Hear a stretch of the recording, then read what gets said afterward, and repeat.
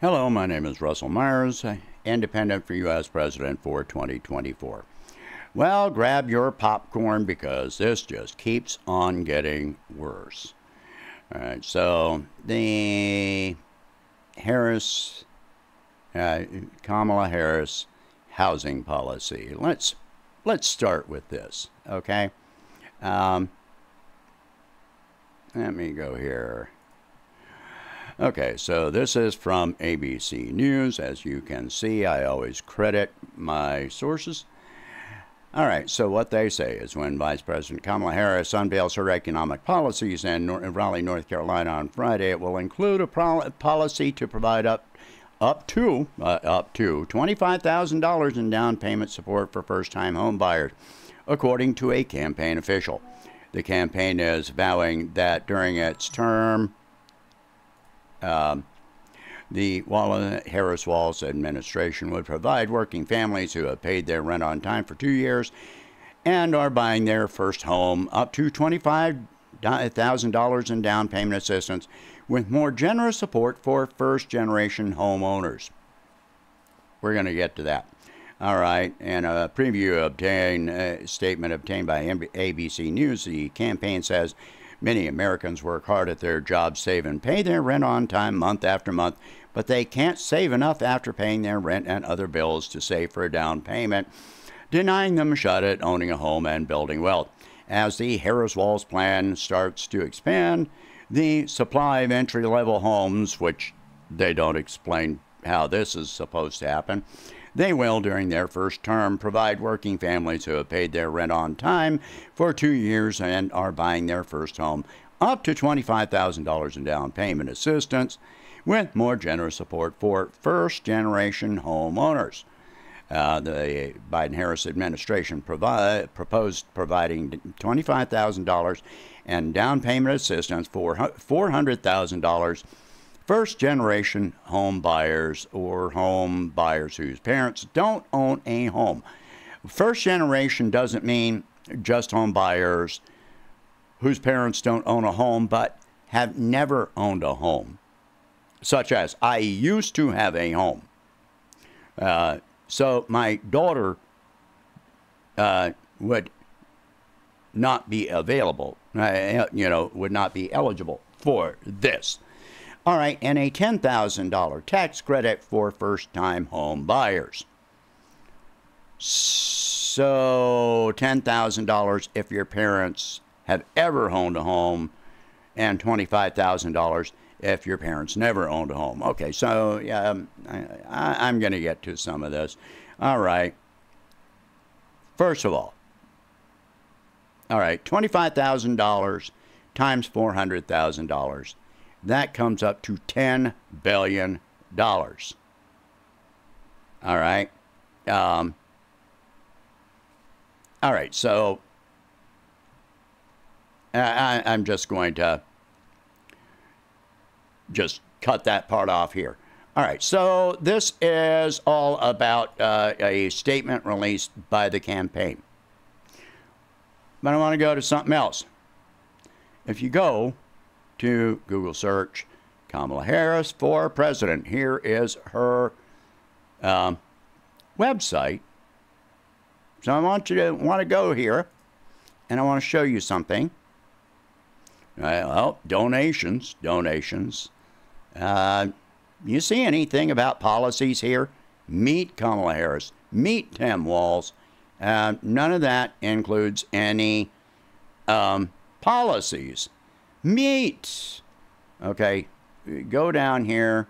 Yeah, there's no policies on her site. There's no policy proposals. Meet Tim Walz. No policy. So this is their official campaign page with absolutely no campaign proposals included. All right, so here's something I'm going to bring up. All right, first-generation home owners. So if your parents have never owned a home, have never owned a home, well, who is this really going to benefit? This is going to benefit first or second generation immigrants, most of all. Sorry, I had to dispense with that jacket. It got too hot. All right, so that's $10 billion. Okay, and instead of all of this, why not just use $10 billion to build new homes? If you consider if the government directly hired people, as my plan would be,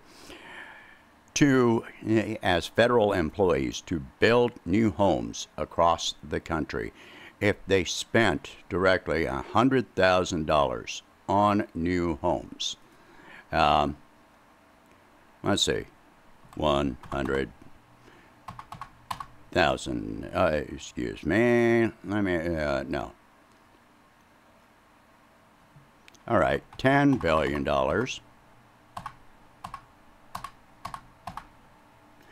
Divided by 100,000. And now $100,000 in investment, not sale price, but investment in actually building homes.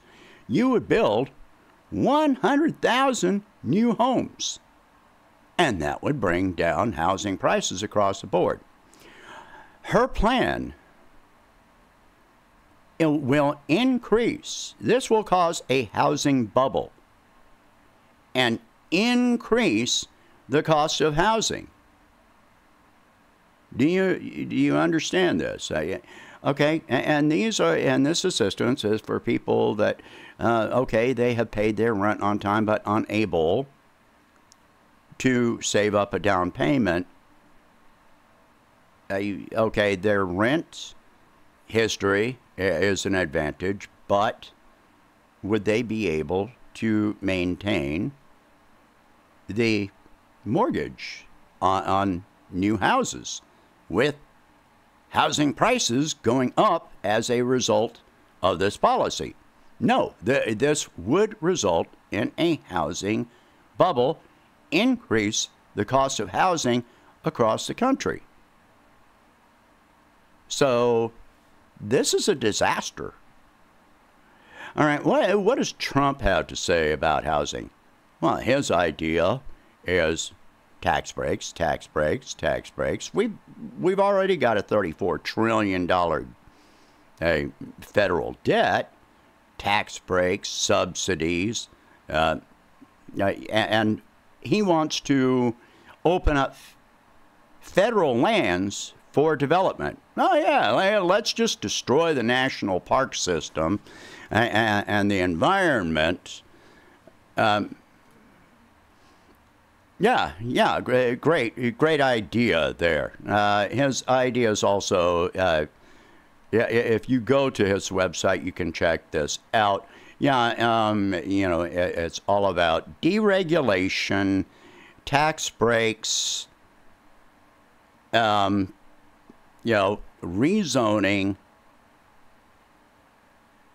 There's nothing viable or sustainable there. He wants to, he over and over and over talks about increasing the production of oil and gas, but we've already reached a point where wells are shutting down. So that's not realistic. It costs more and more to extract oil or gas because they're having to go further and further. That's why we've been doing shale extraction. So, and the shale extraction has become more and more difficult, more and more costly, so it costs more and more to extract it. His other ideas include increasing deportation. By the way, that costs more. That costs money. But then recently, he also said we need to increase the number of new Americans. In other words, increase immigration. Why? To increase the development of artificial intelligence. Okay, well, artificial intelligence is already decreasing the number of available jobs and will continue to do so. We've got Flippy the robot replacing restaurant workers. We've got algorithms replacing stock traders, and we've got AI and so forth replacing lawyers and legal techs, and on and on and on. All right, so instead of educating Americans anyway to develop AI, taking unemployed Americans and working on AI, what he wants to do is try and cause a brain drain on other countries to import people that already have these skills, which will further decrease American wages and decrease the number of jobs available for Americans. Are you getting all of this? And eventually, what's going to happen when AI just eliminates millions of jobs? Autonomous vehicles, drone deliveries. Walmart is building facilities that are nothing but robots for shopping, for home deliveries. I saw a robot video of a robot delivering something. It was from Chick-fil-A to a house. You come out, you put your credit card in, and the little delivery vehicle, it opens up a partition where you can take your order out. So you've eliminated drivers. Who knows if the restaurant itself might be, completely operated by robots. But that's absolutely coming. So I've said before, sooner or later, our entire supply chain is going to be automated, and you will cost tens, possibly tens of millions of American jobs, especially living wage jobs. If you're importing people to do the highest living wage jobs anyway, you're already decreasing the number of jobs, and the tech sector is already laying off tens of thousands of people. This is our future, people. All right, so take a look at my own policies, which increase the number of jobs, increase affordable housing, increase trade, decrease the cost of living. These are all very realistic. My ideas are all very realistic, okay? If you take a look at them, you will agree. Nothing either one of these major candidates is proposing is realistic, and they are both disastrous.